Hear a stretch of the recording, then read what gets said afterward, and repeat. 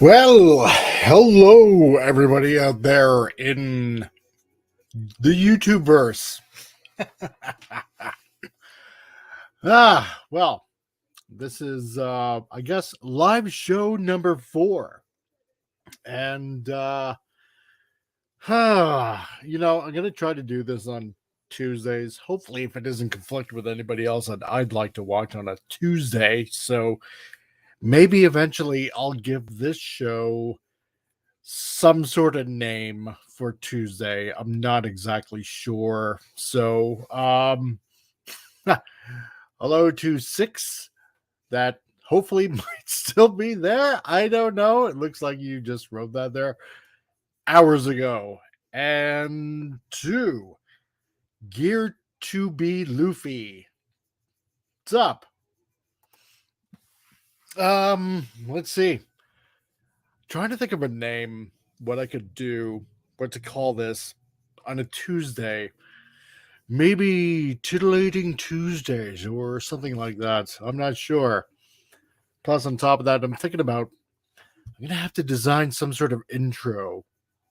But then again, I might look into that maybe a little bit later. So, considering if I get big enough, I'm not exactly sure. So, hello to anyone and everyone that's listening here on a Tuesday, the day after the beginning of the week. So I figured, you know what? Mondays sometimes tend to be kind of blah. So why not do it after the day of the blahness, which would be Tuesdays? So, yeah. So as the whole description says, what is worth your attention? Well, reason why I'm putting that down, with everything going on, um, I mean, with live TV out there now and streaming services, and God, I mean, you got Roku and you got your smart TVs and you got Netflix and you got Disney Plus and you got Apple Plus and Paramount Plus and Discovery Plus and all these pluses, but is there anything even really worth watching on TV anymore? Like, I swear to God, the last really good series that I remember watching is Chuck with Zachary Levi. It was what, 4 or 5 seasons, and that's probably really the last best series that I remember watching. Like, I know that obviously there have been shows, since Chuck went off air. Um, God, let me think now. How many years has that been now? Probably about 7, 8 years ago. Wow, it's been quite a while. Um,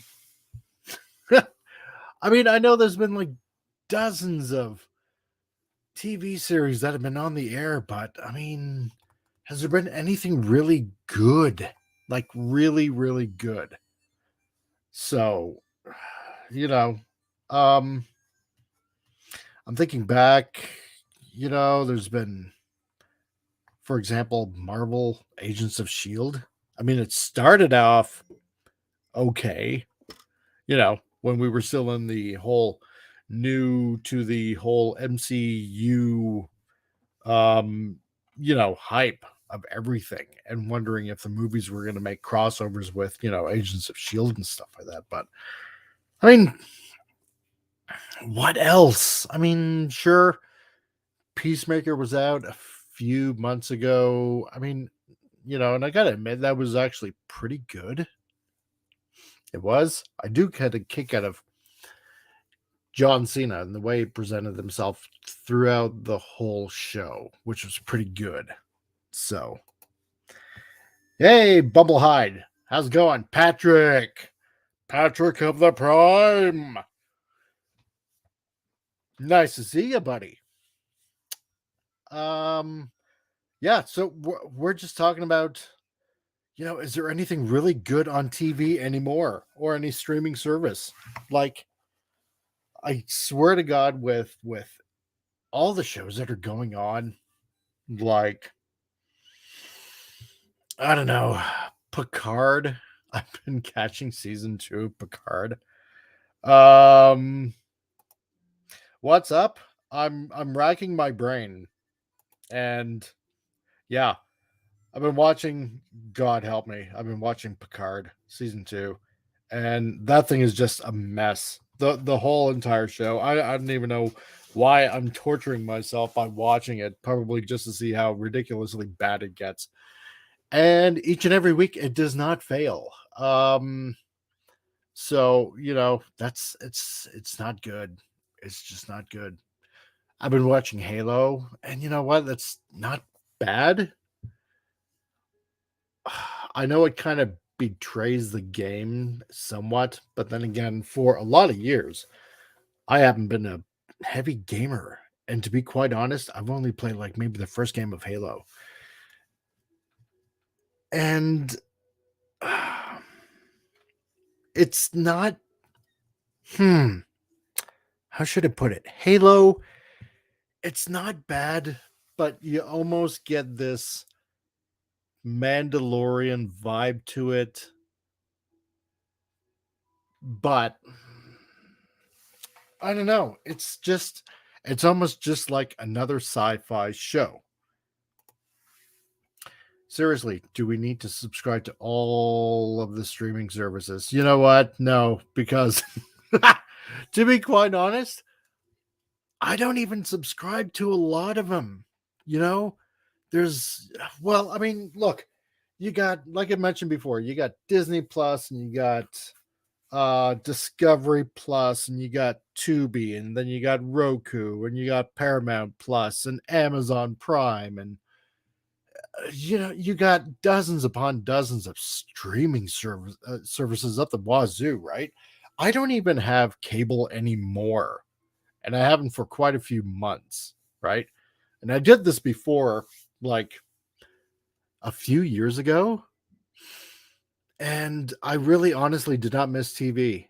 And I really honestly don't miss it now. I don't watch TV. I really don't honestly watch TV. And you know what? And this kind of brings me up to my point. Um, yeah, I know there's a lot of shows that are out there. Yeah, some of them are new. Some of them always try to get you with that hook, right? The one that really wants you to draw you in and get you glued to the boob tube. But you know what? I lately have been finding myself watching a lot of old TV, a lot of old shows. Um, for example, okay, and I don't know if any of you out there watch any old TV shows. I mean, there were quite a bit, and to me, to watch something, from say, I don't know, let's say for example, the '60s, right, or even the '70s. It's when a lot of these concepts and TV shows and ideas were original, right? So I can appreciate um, some of the little tropes that I would say probably are overused now had their origins back then, right? So I can appreciate the origin of where it came from, right? For example, yesterday I was watching The Saint um, on Roku with my wife and actually our daughter. And to be quite honest, she's actually enjoying more of these old shows than anything that's on TV right now, right? Um, so for most of you that might not know, The Saint actually, and it was remade into a movie like quite a while ago with Val Kilmer. Actually, the movie wasn't too bad as well, but The Saint was a show started off in England, and I believe about midway, let's see, probably midway through the '60s, it got picked up by NBC and starring Roger Moore. the same Roger Moore who eventually becomes 007 James Bond. Um, so watching it, you can see where he plays um, this Templar character. You can see a lot of the mannerisms that came out also following when he started to play James Bond in the 70s. So yes, and why can't they get Veer Buck Rogers? You know what? Yeah, or Battlestar Galactica, the 70s version. You know what? Totally, totally, totally agree with you. You know, I grew up with Battlestar Galactica in the 70s, and yeah, and around that time, and especially Buck Rogers, right? I loved Buck Rogers, and especially that Aaron, the one that played what was it, Colonel Wilma? What was it, Colonel Wilma? Something I can't remember her name, but what a dish! And you know what? Every once in a while, she'll come to the Calgary Comic Con, and she still looks good for her age, right? Yeah. Oh, hey, Crimson Guard. How's it going? The wife and I are watching I Dream of Jeannie. You know what? Yes, I love. Yes, Colonel Deering. Thank you, Bumblehide. Um, you know what? Yeah, I Dream of Jeannie. I loved that show when I was a kid. And Battlestar Galactica, yeah, Buck Rogers. And you know what I've done? Yeah, and this the Cylons were the best, man. And that the eye moving back and forth, that woo woo woo woo, right? It's just to me as a kid sounded so cool.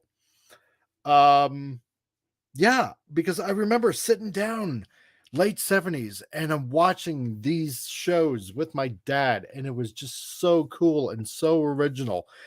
But lately, yeah, we've just been finding ourselves watching a lot of old TV. Watching the old Outer Limits that was actually made in the 60s. And you find out that there's a lot of artists in there.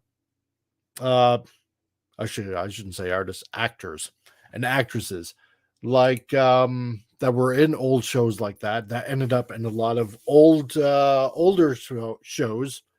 Actually, probably, I suppose in this case, it'd be more recent shows in the 80s that ended up on shows that I remember watching.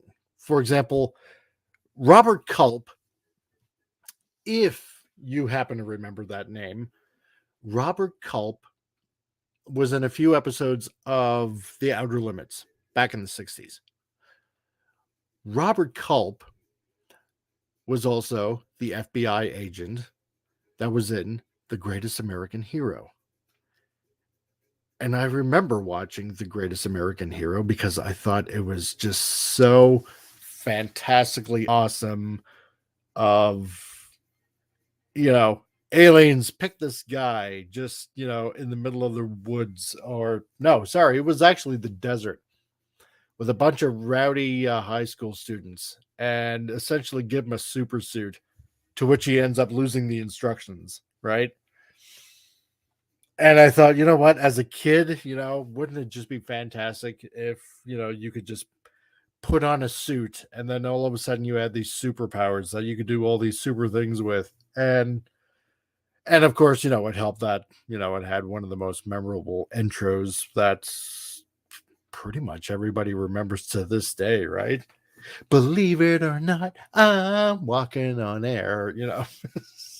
And I'm not going to sing the whole tune right now because I don't remember most of the words. So, but excuse me. But thinking of all these things, I mean, is there anything really honestly on TV or on streaming that's even worth watching? Anything that compares to anything that we watched? Let's say conservatively here in the 80s and the 90s, right? I don't know. Let's say, for example, um, A Team or Alf or or Charlie's Angels or Cheers or Chips or the Cosby Show, because you just have to sit down with the Jilla Pudding Pop and just keep on watching the Cosby Show. I don't know, or Dallas, or Different Strokes, or God, like Dukes of Hazard, right? Is there anything? Automan. Oh God, yes, Automan. I vaguely just barely remember Automan. God, it's almost like Transformers before Transformers were Transformers. I mean, a dude that changes into a car. Suppose I would almost make him a kind of a headmaster in a way. I don't know. So, uh, but yeah, stuff like this. And to be quite honest, no, I can't. I honestly cannot really find anything good. Why is there nothing good on TV anymore? Is it because TV land and Hollywood are relatively bankrupt? Or is it just maybe every every idea has just been used up? Or is it because that these writers are just hired too easily because I don't know, they went to maybe a couple of years of college, and all the old writers are on their way out, and they just had to hire somebody that would be able to write something. So yeah, it's we had all these awesome shows, and I don't mind saying, when we were kids, we were glued to the TV. Well, maybe not you, but I know that I was, and my brother was. And not that the TV was our babysitter. I mean, with my mom and dad, we did go out, we had fun, and we were like most kids, excuse me, of the 80s, where we actually went outside and had fun, and associated with other children, where we actually were, not afraid to get fresh air. But we had dinner at 4 or 5 o'clock, um maybe 6, and then after my parents would watch the news, about maybe say till about 7 o'clock, you know prime prime time started coming on, and there were really fun, cool shows to watch. God, like, I remember, what was it, the middle of last week? I just happened to watch on streaming. What was it? Rescue from Gilligan's Island. And I remember watching this actually in the late 70s. Uh, my wife never saw it. Like, she actually asked me, they actually made it off the island? I'm like, yeah. Didn't you ever watch this when you were a kid? She's like, no. I never knew they made it off the island. So we watched it. And yeah, it was hour and a half long, and in the end, they only ended up finding themselves back on the island again. But it's like, oh, Gilligan, oh, you guys, really? So, but yeah, plain old fun. That's what it was. There was no message that had to be thrown in your face or crammed down your throat. It didn't make you a stupid, mindless NPC, uh, just regurgitating and respouting the same old garbage. Um, and you're right, Bumblehide. Uh, barely anything is original these days. It's true. What happened? What happened to all the creativity that was out there? Why is it that the creativity, the spontaneity, the funness that was on TV is just no more? Now you got reality shows up the wazoo of God. Let me think here. For example, Real Housewives. Oh my God. And I can't believe I'm mentioning a show like this. Let's pick this for an example, right? And I always laugh when they call this reality TV. Um, you know what? When pretty much probably like what, maybe 80% of North Americans don't even live this kind of lavish lifestyle of living in big fancy mansions and you know I don't know what's going to be going on today, but well, I think Buffy and me, we're going to be going out into the Hamptons and parlay with the neighbors out there. And oh, I don't know what kind of hijinks we're going to find ourselves in. It's like, this is not reality TV. This is just basically the masses watching super privileged people. And I can't even believe I'm using this kind of language, you know, doing things that the normal average Joe does not do. I mean, honestly, how many series of Real Housewives of what, New York, New Jersey, Dallas, Toronto, Vancouver, LA, like I can't even name all the other cities that they go in. You know, where all these, I don't know, all these friggin' stupid, boring people, these rich troglodyte of women that just, you know, bitch and complain about backstabbing and yeah, well, I suppose maybe for those kind of people it is kind of like, reality.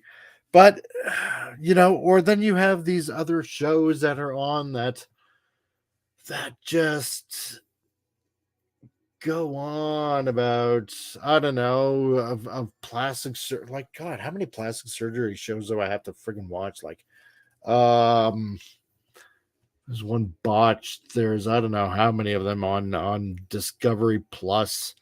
What was it, the other one, the Dr. Pimple Popper, and then they got another one for like frig feet. And hey, Brandon Looney Tunes fan 2000. What's up with you, Doc? What's up? We're talking about why TV land in Hollywood, basically why there's no creativity. Why is there nothing good on TV anymore compared to like when we grew up in the 70s, 80s, and 90s, right? Like we were talking earlier about shows that used to be on, and you have 499 subs. Right on, dude. Awesome. One away. Somebody subscribe to this man and make him an even 500.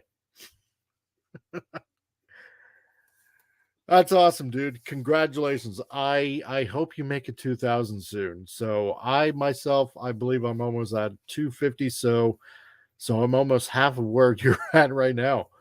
But no, you know what? And it's kind of funny, Brandon Looney Tune, that you happen to show up because yeah, we're talking about old TV shows. And you know what? We might as well throw in probably early cartoons as well, right? Like Looney Tunes. Let's put it this way. My daughter, our youngest daughter, who is 12 and a half, she would rather watch old shows, old cartoons, rather than anything new on TV now. Right? She will not watch any new cartoon that's on TV, she thinks they're old junk, right? She would rather sit down with me and watch, I don't know, like maybe Transformers or Mask or, well, maybe not G.I. Joe. She's not that much of a G.I. Joe fan. God bless her. Anyway, um, she would rather watch old He-Man, let's put it this way, because probably because she's seen so many memes of, the one song rather than new He-Man. She would not watch new He-Man. The Kevin Smith debacle. Um but no. Favorite Looney Tunes character? let's let's see. Favorite Looney Tunes character would have to be, I've always liked, maybe Marvin the Martian, yes, or Foghorn Leghorn. That that would be my favorite. Uh David CT, love the GI Joe toys. You know what? Um my brother always loved GI Joe. I was, as you can see by my avatar, I was always into Transformers, but you know, he loved the GI Joe comics and the toys and the show, and you know, we're just kind of weird opposites that way. So, but no, I suppose I should be including probably cartoons in this too. She won't watch anything new. She'll watch the old stuff. And what we were talking about earlier is like, the shows that we grew up on, for example, yeah, like like Auto Man or Battlestar Galactica or yeah, I Dream of Jeannie or Buck Rogers or A Team. God, you know what? Even some good stuff that was on during the 90s too, like um Family Matters or God, remember the nanny with Fran Drescher? God, I love Fran Drescher. That it was something about that that New York accent that I just thought for some odd reason was just kind of hot. So um yeah, well, thank you, Brandon. Yeah, I've always loved Marvin the Martian. So yeah, yes, because he just goes around, and especially when he zaps Duck Dodgers of the 23rd and a half century. I'm honestly trying to remember. Yeah, Transformers and any giant robot show were my favorite. Yes. Incidentally, speaking of giant robots, it looks like also, and I know this has been talked about every once in a while, that yeah, it looks like Robotech, they definitely want to go ahead with Robotech as a live action, which is not too bad. Um Foghorn Leghorn impressions. Oh boy, now, boy, I say, boy, I don't know if I can do a Foghorn Leghorn impression whatsoever. But but I haven't spent enough time. I haven't spent enough time doing much Foghorn Leghorn. So, but anyway, meanwhile, in the halls of justice, our superhero is wondering, why is Hollywood morally bankrupt and can't produce anything good? LDG, yo, nice to see you here this evening. Um, Also, earlier we were talking about possibly calling the Tuesday live show Titillating Tuesdays, only because my nipples are slightly erect and I feel like tickling them right now. So it made sense. And it's the day after Monday, the day that almost everyone hates. Unless you think of it in such a way that it's the beginning of the week when you start getting paid, then it doesn't seem so bad. So, but what were some of your good shows that you remember watching? Like during the 80s or during the, God, even the 90s, right? Because what I've been mentioning earlier is that whether it's on TV or on streaming, I personally really cannot find really anything good to watch. Really, honestly. Not like the stuff that we had, you know, back in, God, I can't believe I'm saying this, back in the day, right? So, um, hey, David. Um, yeah, I thought I was the only one feeling that. No, you are not. Trust me. It seems like everybody here in this chat has been feeling the same way. Like, there's really, honestly, is there anything good on? Like I mentioned earlier, probably about 20 minutes ago, the last really, really good show that I remember really thoroughly enjoying was Chuck with Zachary Levi. Um, and Adam Baldwin and um what's her name? That Yvonne Straczynski. I believe that's how you pronounce her last name. The one that played Sarah. Sarah and Casey and Chuck. And it was a fun, nerdy, geeky show. And I remember, hey, antiderivative Jill, nice to see you here today, this evening. There are a ton of old TV and movies I haven't seen, so I am good to go. And Bubblehead, my wife loves the show My Secret Identity. Yes, My Secret Identity. You know what? God, um, I remember that, and that was a Canadian production way back in the day, way back in the day. Yeah, I, I remember the special effects were kind of cheesy, and you know what? I never did understand why the professor never did tell his mom. You think as a concerned neighbor and as a friend that eventually he would tell his mom. So um yeah, yeah, My Secret Identity. God, you know what? If there was a Jerry O'Connell, you know what? If he could get the rights and make a faithful reboot, I would probably watch that again. You know, it was it was a good wholesome show. You know, mom, dad, daughter. No, sorry, there was no dad. I don't believe there was. But you know, the neighbor, it was an all round really nice show. It was a really good show.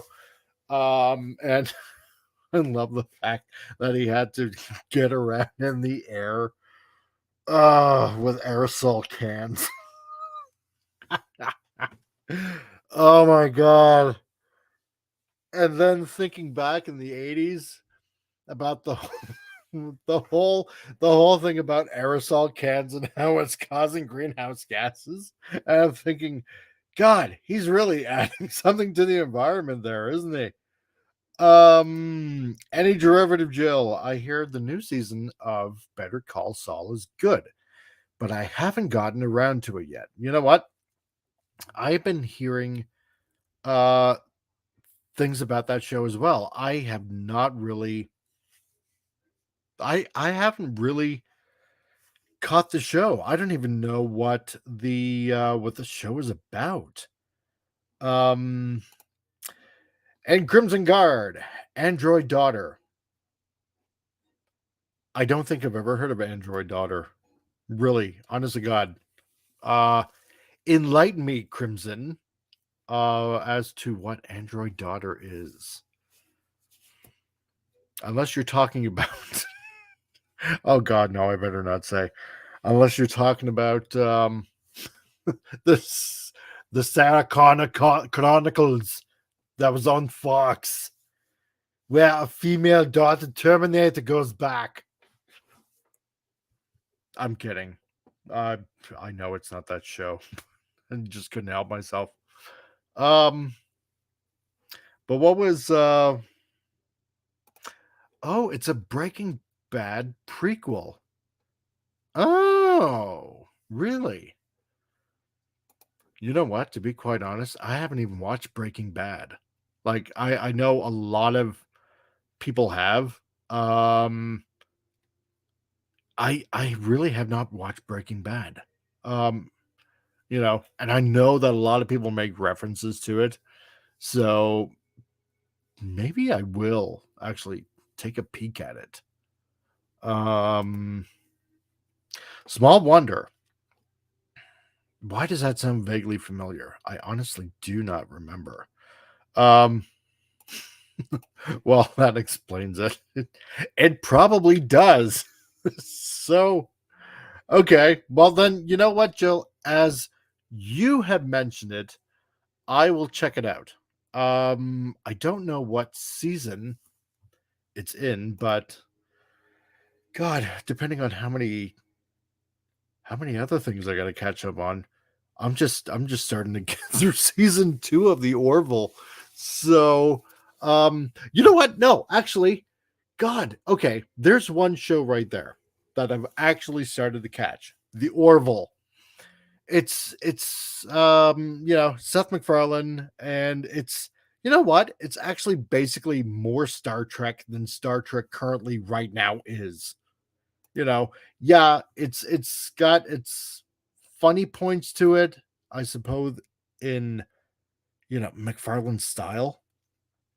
Um but it's you know what? That's actually not a half bad show that I don't mind taking, you know, edit all the commercials out and whatnot. It's spending about 45 minutes per episode.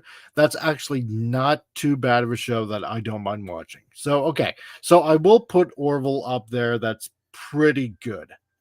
Let's see here. Small Wonder is the same premise as the other show you were talking about. Yes, Orville first. Yes, totally. Okay. Small Wonder is the one with the android daughter.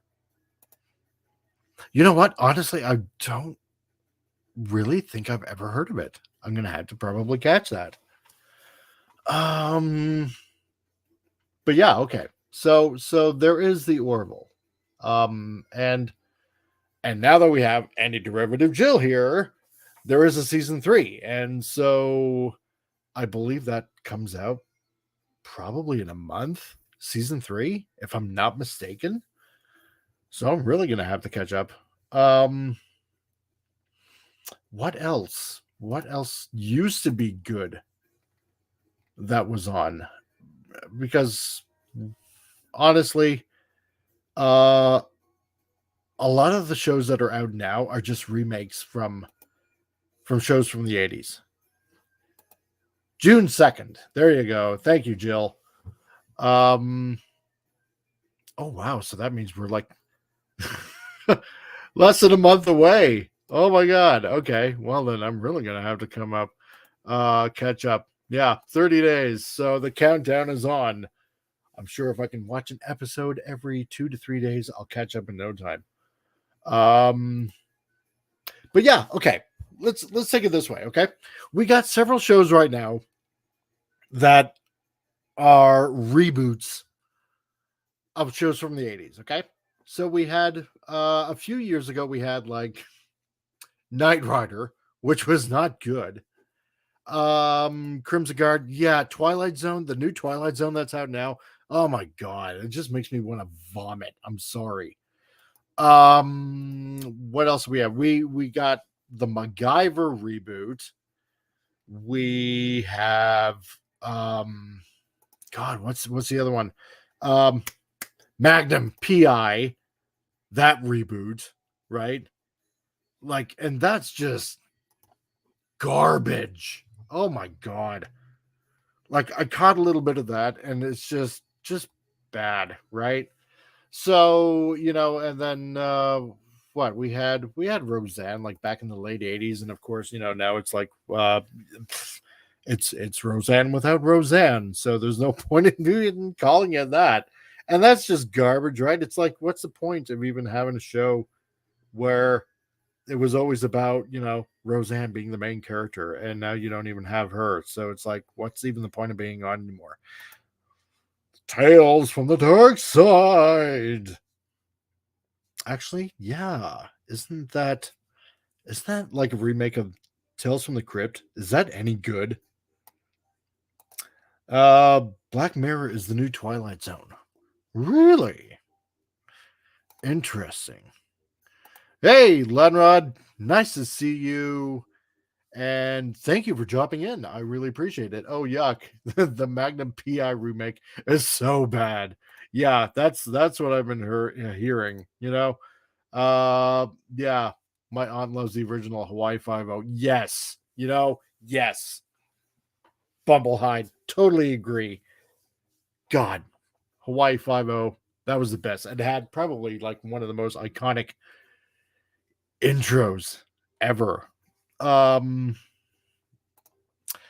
Andy Derivative Jail. Yeah, I was watching the Roseanne reboot. It was cute until they canceled Roseanne, and I haven't watched it since. Yeah, thank you. Dave, I think what a Married with Children remake would look like. Oh dear God, yeah, can you imagine? I loved Married with Children. Classic show. It was everything that Fox had the continued potential to be, right? Outrageous shows. Um, it wasn't, how should I put it? It wasn't smutty, but it was almost wanting to borderline smut, but not quite, right? It was pushing that envelope. That's when Fox was really pushing the envelope on shows. But God, there was no way on God's green earth that Married with Children would ever even have an inkling of being remade today, because Al Bundy would he would be so offensive, right? Yeah, Lenrod, yeah. There's way Married with Children could be remade. Al Bundy is far too offensive to fat chicks. Oh my God. It is so true. Oh God. It would just insult every demographic out there. It would just make heads explode. And probably maybe that's why we need a show like that today. We need certain shows. It was pushing comedy to the limits where it wasn't flat out insulting. It was pushing an envelope that probably just needed to be pushed. Or you know what? Or maybe it was pushing it a bit too far to the point of where we ended up with comedies that aren't really comedies today. It's an interesting question to contemplate. Quantum Leap, yes, was awesome and funny. And you know what? Yeah, I agree. Quantum Leap was an awesome show. Damn it.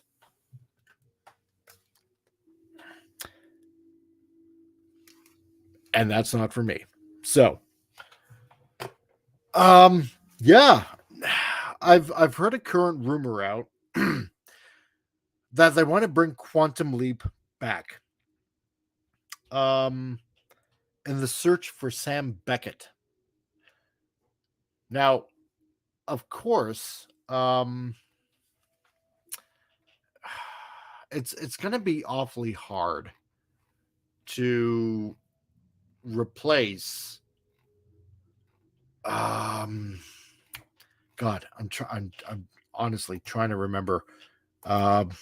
His name was Ziggy. Ziggy was the guy that he was talking to. Anyway, I heard a rumor that they do want to revisit, either reboot it or revisit it to bring back Sam. And I fear that if they went ahead and did that, how should I put it? It's like what they've done to Star Trek, right? Um,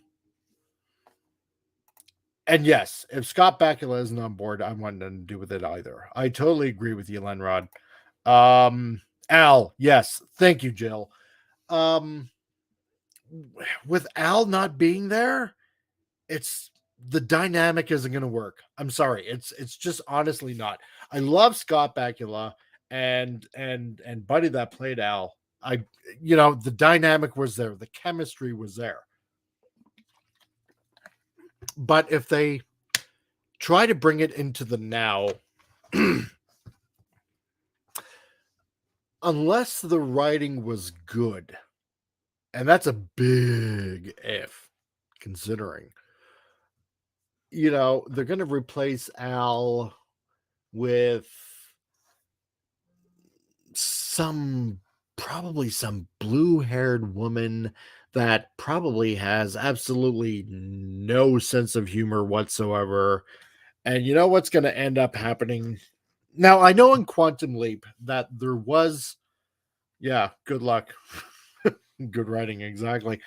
Now, I know during Quantum Leap, it did do episodes of shows during the civil rights. And you know what? And it stuck to the facts, and the writing was on point, and it didn't go out of its way to, well, let's put it bluntly, to be woke, right?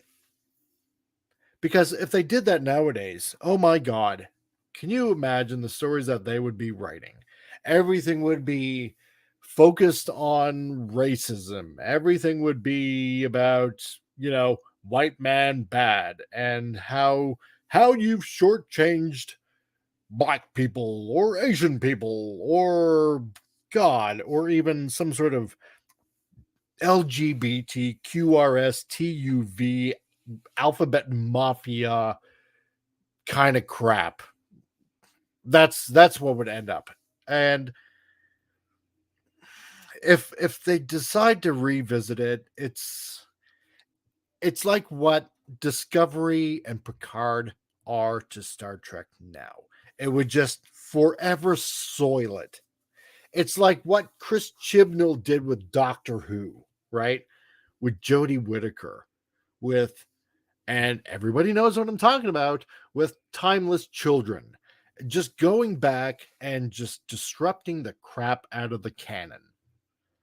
And everybody knows it. And if they did the same thing with Quantum Leap, as much as I would love to see Scott Bakula back and really giving a good story a chance, even though we know that's not going to happen anyway, that's what would happen. And a lot of people, unfortunately, know that's what would happen anyway, right? So, God. You know what would happen if they did a reboot of Love Boat? God, it would be like Sodom and Gomorrah on the high seas. If they were to make The Last Boat, soon we'll be sucking a big fatty one. The Last Boat. Go for and hide your exposed bum. I don't know, something like that. Yeah, the triple X Love Boat. That's what it would turn into. So Love Boat would be just, I don't know, with your special guest. I don't know. Brandy Love, or some sort of porn star or something like that. That's what they would do. Oh my God. Can you imagine? Updated Airwolf. That wouldn't be that wouldn't be too bad. I could probably get into that. Um Airwolf was an awesome show. I loved it as a kid, and just the way the helicopter sounded, with this kind of a hollow air tunnel sounding you know, uh, kind of like a helicopter kind of ghost sound. Yeah. But who would the bad guys be? I suppose probably be Russia, because they're back to being the bad guys again. So I suppose in that kind of retrospect, Russia's the bad guy again. So probably, maybe. Um maybe make a good TV movie with him, finally making it back to his own time. You know what? Yeah, I'd be okay with that. If they had the original writers of Quantum Leap and actually make a TV movie where he actually makes it home, yeah, I would be totally on board with that. Um, Dave, see, three men having a baby. Oh my god. Oh, jeez. Yeah, that's right. Because men can have periods and apparently enjoy all the joys of motherhood. My God. Oh, jeez. Oh God, Fantasy Island. Yeah. You know what? I know they tried a reboot of that. Oh God, when did they do that? 15 years ago? Um, you know what? It's not the same with Ricardo Montalban and Tattoo. Um, you just because Tattoo was so, I don't know, iconic. Pass, the plane. Like every episode, he'd point up, and there was a plane coming, and he would just waddle right beside Mister Rourke, ready to greet the passengers, right? And just welcome to Fantasy Island. It was just awesome. So, God, and I miss those two. The A Team with Mrs. T. Oh my God, jeez. You imagine you would who would you get to play Mrs. T? Um, yeah, I wonder. Oh, hey, Pops. Uh, I'm not sure I want any old franchises touched in this current climate. No, you know what? I wouldn't either. And like we were saying earlier, I mean, looking at MacGyver or Magnum PI, you know what? When MacGyver came out, I thought, okay, I'll give it a shot. Really, honestly, I will give MacGyver a shot. I really honest to God, and I tried to like it. It's it's just not the same. It's not. It's not. It's not MacGyver. You know, it really honestly isn't. Um, and you know what? Yeah, I'm shocked they haven't tried an all female A team. It'd be like Mirror Universe A team, right? Um, God, just to see a really buff Mrs. T with a mohawk, just I pity the fool who don't let me have my mamma jamma female products that I don't have to pay taxes on. So, yes, Leslie Jones. There you go. My God, please no. It's Ghost, but no, you know what? I'm sorry. We did have an all female A team. It was Ghostbusters 2016. So there you go. You've had your A team, and it was a dud. It was more like the F team. So they had it, they failed. So now we know what would happen. They just happen to have proton packs. So, yeah, it blew my mind when Ricardo Montalban played Khan in Star Trek. God, yeah, iconic, right? And then what they ended up doing in what was it, Star Trek Into Darkness with Benedict Bumper Snatch, just trying to play Khan. I'm sorry. No, it's not the same. It's not the same. Like, Ricardo Montalban, dude had an iconic look to him. Whether it was in, the really, really old episodes of Star Trek or the movie, right? And he looked grizzled and it was almost like he wasn't quite the defeated man, but he was a determined man, right? But in the new one, Star Trek Into Darkness, with blundering Bundersnatch, just sorry, no, it's just it wasn't the same. But you're right, Bubblehead. Just Ricardo Montalban is Khan, period. There are no others. And yes, Kal-El. Hi, Kal-El.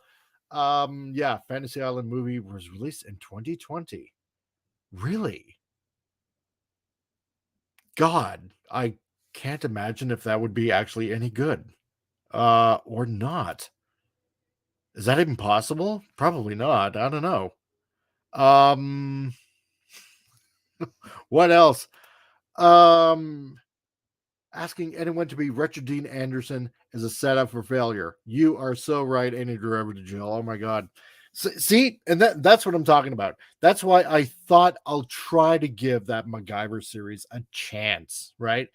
But it's like you can't replace iconic shows that had iconic people, because it's like that moment in time that seems to stand forever, that just seems to last forever, right? And just when the series is all done and that magic just fizzles away, you can't recapture it in a remake. You can't. Sure, you can get maybe a lookalike actor or something like that, or somebody that probably hopefully comes close, or maybe if we change a dynamic or two. No, it's like that one moment in a lifetime. You can't catch it. And I hate all these remakes. It's just old garbage, because probably primarily because this is what I think. With all these shows that we grew up with, I used to sit down and I would watch with my dad. And you know, sometimes we wouldn't say much when a show was on. Sometimes we would, sometimes we wouldn't. But it was just the fact that, sure, we were watching TV, but the thing was, we were spending time together and we didn't have to say anything. And it was just overall a fun time. And it's I probably that is what it is that it's that feeling that you will never get back, no matter how hard you try to reboot a series. Um, that Fantasy Island was reimagined as a horror movie, I think. Well, that explains everything then. So, Pops, Hollywood doesn't understand life's lessons and wisdom, which was the theme of Fantasy Island. Exactly. Thank you. Somebody remembers. And Lenrod, yeah, learning life's lessons is the opposite of what Hollywood stands for these days. Damn right. Because why would you ever want to take accountability for anything that you say or do or feel? Because it's always somebody else's fault, right? so so to hell with learning a lesson. I'll just I'll just blame the white man, because it's always his fault. So or I'll blame the flavor of the month, whoever that might be at this point. Uh hmm, yeah. Um but no, it's I'm I'm I'm going back. I'm watching old TV shows with my daughter, and we're watching, yeah, like I mentioned before, watching old shows like The Saint, like The Outer Limits, like The Greatest American Hero. Um yeah, I mean, yeah, I want to say Goonies, but on the other hand, please don't touch it after all. Exactly. Yeah. You know what? And when I watched Goonies with my daughter, she she loved it, especially Chunk, right? So, um, and you know what? Yeah, Ghostbusters Afterlife was more Goonies than Ghostbusters. You know what? In a way, that's actually right. I I would almost have to agree with that. It was pretty Goonies in a way. And you know what? Yeah, there is a Goonies 2 that's kind of like in the works, possibly. Um, yes, Pops. Yeah, Goonies 2 has been rumored several times, but thankfully hasn't happened yet. True. I think that Disney was thinking about possibly making it a series, a Goonies series. I can't imagine how that would turn out, though. Really. Um, However, also thinking back, because Battlestar Galactica 1970s, not Battlestar Galactica 1980s. I'm sorry, flying motorcycles, that was way too cheesy for me. Even when I was 8 years old back in 1980. Um, uh, the remake, the 2004 remake of Battlestar Galactica, actually was good for a reboot, for a total hardcore reboot. And you know what? I thought I was really, honest to God, gonna hate it when I heard that they were gonna make Starbuck a woman, right? Because um obviously, you know, being born in 72 and growing up with the old Battlestar Galactica, I was used to Starbuck, obviously, with Apollo, smoking the cigar, drinking the drinks, being the ladies' man kind of thing, right? And when I heard that that they were turning Starbuck into a chick, I thought, no, this is not right. This can't, no, just don't do it. No, don't do it. But you know what? It worked. And they wrote her in such a way that, y- you know what? In the first season, no, not even by the first season, because it started out as a two-part movie, essentially, right? Kind of like the original did. And by the end of that two-parter, um, I didn't mind. They wrote her pretty damn decent, and it worked. And like everybody else had their own story arcs, but she was, I should say, the positive example of a strong female character, you know. And I think the major thing about it is that, um, even if you've been in the military, yeah, God, you know what? It doesn't even boil down to that. She was a person like everybody else. She had faults. She was not perfect. She was definitely not a Mary Sue, like, God, like most characters nowadays, right? Like, Captain Marvel, or Ray, Wonder Ray, everybody's most favorite Jedi, because the Jedi just lives in you, Ray. No, oh God, her faults were so blatant for everyone to see. Uh, she's an alcoholic. She cheated. married a dude, of course, he ended up being a Cylon anyway, but that's not the point. But God, even cheated on whoever she just happened to run into the sack at the time. But she had a good redeeming arc. Just overall, the whole character was just written right. She didn't have to be perfect.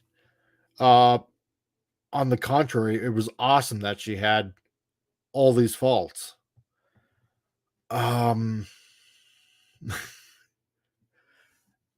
So in that retrospect, looking back on reboots, on remakes, that's probably the only one that I can honestly think of for a remake that was actually good. I really honestly can't think of another one. If anybody can think of one that was actually good that hopefully maybe I might have seen, super. Other than that, I can't.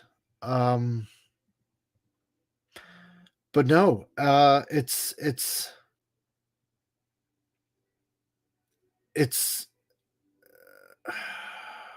everything is. It just seems like the piggy bank is empty in Hollywood, in TV land.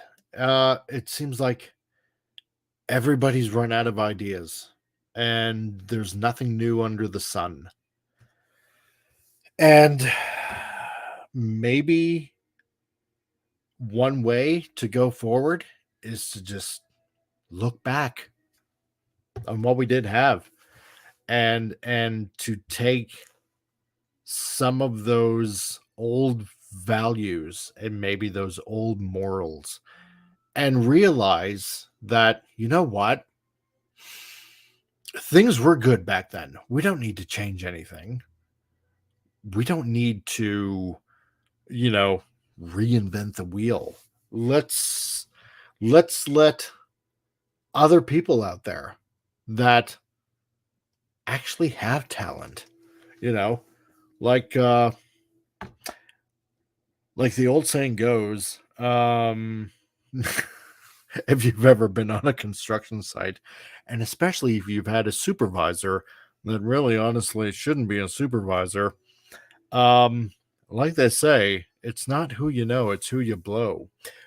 Well, maybe we should stop giving positions to people that, you know, find their writing jobs by who they know, if you know what I mean. Um, the new True Grit was good. You know what? I don't know. Maybe I'll check that out. And you know what? Hell, if Lenrod is also saying that it was actually really good, then maybe I just might check that out then. So, but I'm sure that there are a lot of you out there that do have talents. Like, I'm not trying to toot my own horn, but like me, I'm sure there are people like you guys that want to write or that want to make a movie or make a show. How many times have we heard the trope? Excuse me, because I'm kind of drawing out as well. But how many times have we heard from, let's just put it, the far left? Well, if you don't like it, make your own. How many times have we heard it? Why aren't we? I think what we're seeing here slowly with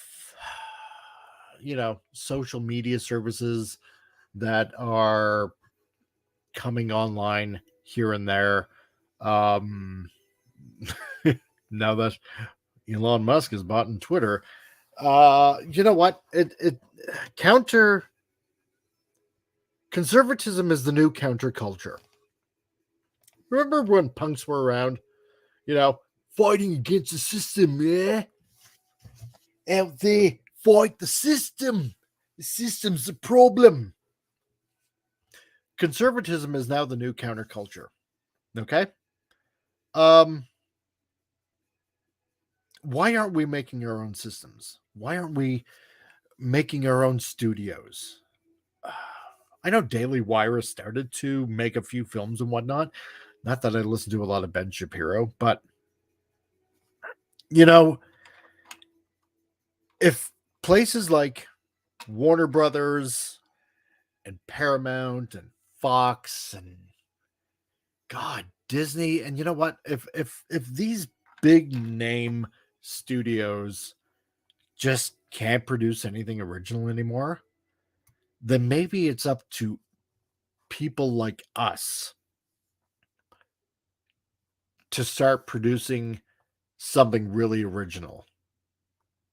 You know, I would love to work out some sort of deal, you know, and this is me just probably thinking big, maybe too big.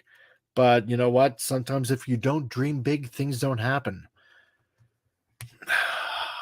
But you know, listening to people like, say, Doomcock or Nerdronic or Mexican Iron Man or you know, Stone Loki, talking to people like Clobbering Times and listening to other people like Raquel Briggs, um yeah, people like, well, like you guys, like you, Lenrod, or any derivative Jill, or Kal-El, you know, people that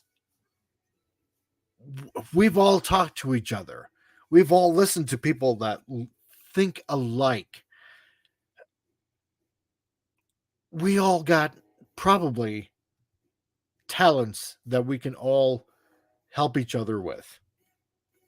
Maybe it's time for us to do something about it. So, technically, the 1982 The Thing is a remake of the 1950s version, but now I'm getting carried away. The Thing was awesome. Thing was, oh my god. With God, why can't I think of his name? Kurt Russell. That's right. God, Thing was awesome. Loved it. God, John Carpenter made a mad movie with that one. It was just penultimate. It's sci-fi horror. Um yeah, live action Jungle Book, Pete's Dragon, and Cinderella were fine. Sadly, Disney had others which were terrible. God, tell me about it. Aladdin, anyone? Oh dear God. Oh, that's one that needs to go into a dumpster fire as fast as possible. Max Headroom. Yeah, I remember Max Headroom. Any derivative Joe Escalante from the Vandals had always been a conservative punk. Yeah, exactly, right? So you guys know what I'm talking about. Conservative punk sounds like an oxymoron. It's true, but you know what? Yeah, exactly, Jill. Not anymore. Um and yeah, Aaron Briggs and Clobby, yeah. I mean, I love those guys, you know. And a few months ago, I shared a little bit of information with Raquel because she, like some of you guys know, she does short stories. And if some of you were watching the live show from a couple of weeks ago, you probably caught the stream where I was doing a um creating a character design for an animation show. And that happens to be the same producer that I directed Raquel to send probably some of her short stories. This past weekend with King Dolphin. Who was it? He had a couple of other people on there. There was this one lady that was on there. She had written a book, and Deef, fellow Canadian. I wish he was here right now. He wrote a book also. You know what? I am the kind of guy that, if I can, will help someone bring about something that is great. All you guys out there that are listening, and you know what? And I thank you very much for hearing me drone on for an hour and 15 minutes. My God, you know what? This is the longest that I've ever gone. Usually I go for about 45. So, um, you know, I like connecting people with other people. And if it brings about something positive that we can all enjoy, hey, I am all for it. Um, but I honestly think that we need to gather our forces together. Sounds like a battle plan. And maybe it's time for what Hollywood used to be, with good movies, good values, good messages that edified people instead of tearing groups down. Uh, that pitted, one force against the other. Uh, you know, Shows and movies used to unify people. For example, during the 80s, and you know what? And I always seem to go back to the 80s because, it is the most influential, at least, for maybe our age demographic. But, you know, there was a lot of action movies. And who was the big bad guy? It was communism. And during the time, during Reagan, well, we just have to fight against communism, and because that's the big scare. And well, me and Nancy were just talking, and we just know that we have to overcome this great evil. So they were the big scary bad guy. Yeah, or commies or drug lords. That's right, because it was either commies or drug lords from Venezuela, from Colombia with the cocaine. Um, but and even though I lived in Canada, uh, the fervor of American patriotism was at a height. It was at a super height, right? Sure, there was a lot of commercialism going on. Sure, there were ads and pelting you with everything that came out during the 80s. That's not the point. The point is that patriotism was at a super high, and everything made you proud to be an American. And it was throughout TV shows and movies everywhere. And even though I was in Canada and I was living in New Brunswick at the time, in a little town called St. Andrews by the sea, and I was 20 minutes away from Calais, Maine. And, back in the day, we didn't even have to worry about showing our passport. We just, hey, what are you going to do today? Oh, I'm just going to get groceries or going to get gas. And they just let you right on over the border, right? God, nowadays, because of Homeland Security, they check you 3 ways to Sunday. But the point is, when I was living in Canada and what was going on,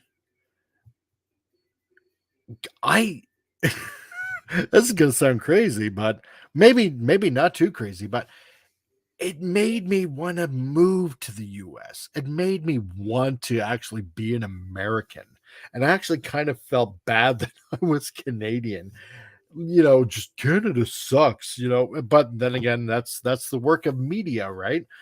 Um Patriotism was at an all-time high, and we didn't talk about who was on the left and who was on the right. And you know what? And all this bull crap that we're talking about now about, racism, racism, racism. Think about this for a second.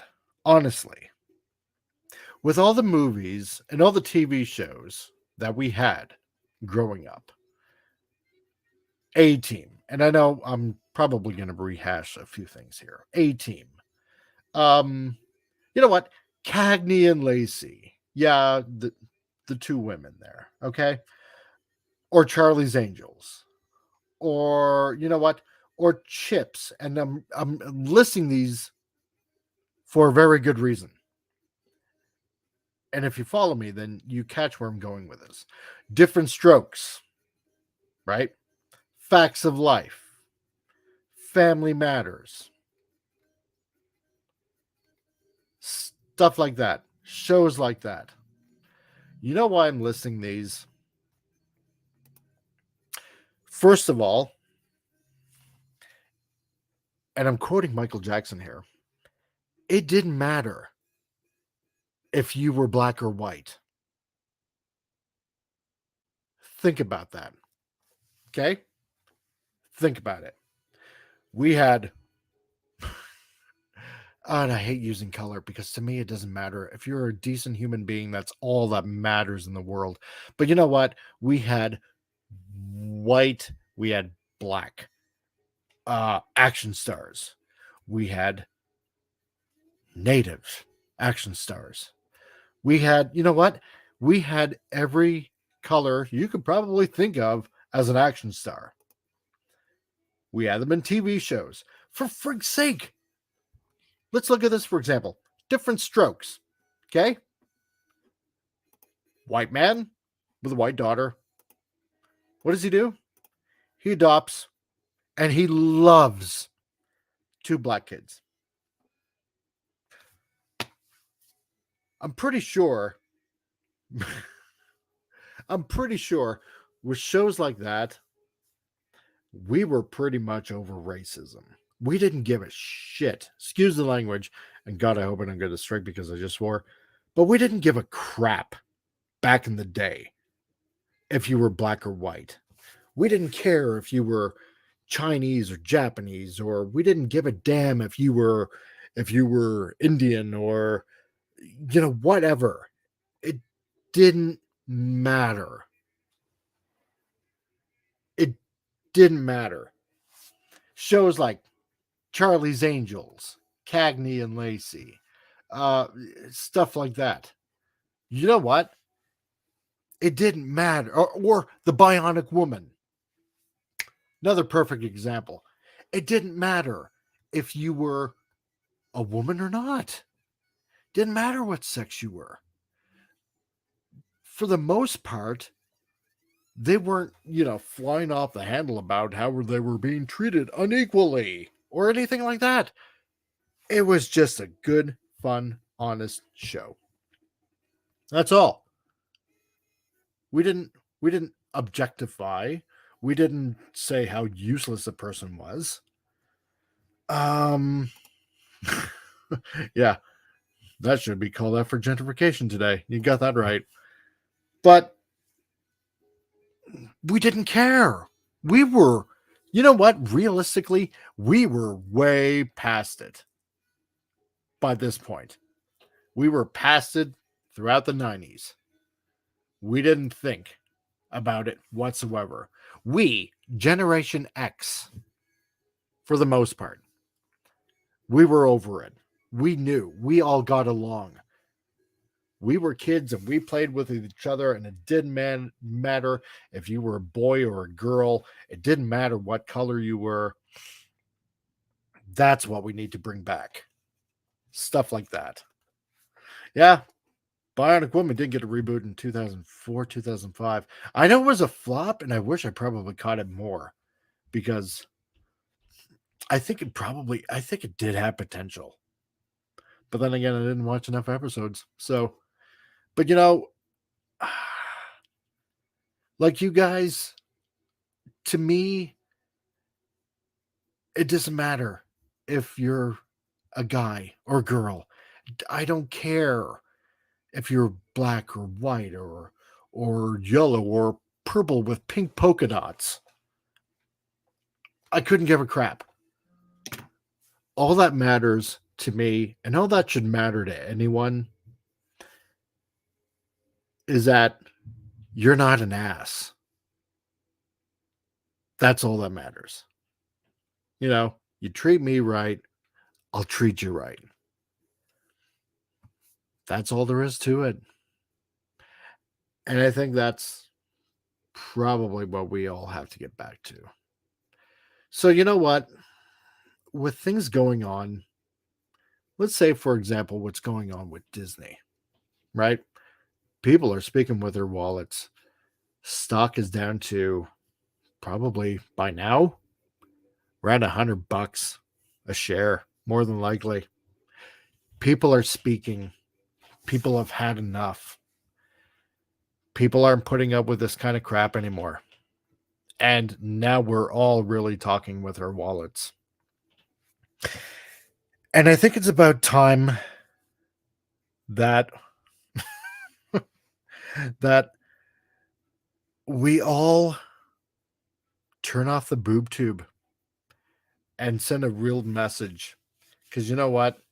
So long as we keep watching that valianted idiot box that's been around for over 50 years, they're still going to be producing crap. Yeah, some of the shows that are out right now, for example, because Anti-Derivative Jill is here, and because she's such an awesome sport, like the Orville. plug. But shows like that, yeah, you know what? If you know they're coming on, and if you know they're really decent, and if they edify a really good message that anyone, I don't care if you're on the left or the right, that anyone can edify and uplift, then support those shows. Everything else, like what everybody's doing with Disney and speaking with their wallets, turn it off, send a message. Yeah. Like, for example, what's a show that's coming on Disney Plus? With what's her name? That Tyra Banks, about child drag queens. And that's opening up a disturbing rabbit hole. If we as people claim to be civilized, and yeah, Linrod, I get it. There are quite a few diamonds in the roughs out there, and I totally agree with you. Yes, thank you, Blaster. Also nice to see you here. Thank you. Generation Drag. Yeah. So long as shows like this are being made, we need to to quote the saying, we need to be loud and proud.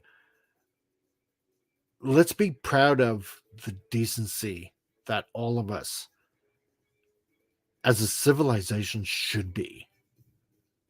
How can we call ourselves civilized and yet allow shows like this to be produced? What are our kids going to think of? Us as parents, as uncles, as mothers, as fathers. If if if we don't say anything now, think about it when they're going to have kids. If we don't do something now, then God forbid what kind of programming is going to be on TVs and what's going to be on movies in another 20, 30 years. And that, my friends, is something frightening to think of. Anyway, that being said, I've gone on for an hour and a half. I cannot, honest to God, I can't believe I've gone this long. And you know what? I wanna thank you all for being here. Wow, like Like, I can't believe, honestly, for my fourth show, I really honestly cannot believe how many people actually showed up. I really, honest to God, appreciate you all for being here, for listening to me drone on for an hour and a half. Lunrod, Blaster, Bumblehide, Anti-Derivative Jill, and Pops. And Kal-El, thank you also. And David, and God, who else? Crimson Guard also, and David CT, and man, oh man. Yeah. I was a drag queen once for an afternoon. Was it great? Did you temporarily turn lesbian or something? Um, but no, I want to thank you all for showing up, for me droning on for an hour and a half. This is just me as a as a as a straight white male that's having my opinion. No, it's not about me being white or straight or male. It's just that I'm a dad. I've had 4 kids. Um and LDG, yes, also thank you for showing up also. Um it's it's about thinking of my kids and thinking about what I enjoyed when I was a kid, and just wanting to talk about it and share my thoughts. And I'm glad that you're all here, and I really appreciate you guys showing up and interacting with me and with each other. And I just hope that you guys go out into the world and spread the message of the Comic Relief Crusader. And I will try my best to be as entertaining and as witty as possible. Um, because, well, my name should reflect that. And I'd hate to let my daughter down because she's the one that came up with it and threatened my life if I didn't use it. So I would be at odds with a 12-year-old upset little girl. And as a dad, I dare not do that. So, but anyway, thank you all for showing up. I hope to continue, hopefully at this time, with titillating Tuesdays. And I hope all of you spread the word far and wide. And don't forget that, well, I'm almost at the 250. And at 250, if you caught a video a couple days ago, I plan on doing a draw and something out of my personal collection. So once I hit 250, I will do another live broadcast. So get some people in here, and one of you guys might win something that I have in my personal collection that I just love to let go because I'm just that generous type of guy. So 250. That's right. Waiting for that 250. And Bubblehide, thank you. Awesome show. I try to make it as entertaining as possible. So, anyway, to all of you out there in the YouTube sphere, this is the Comic Relief Crusader. All of you have a good night. Watch something fun. Good night.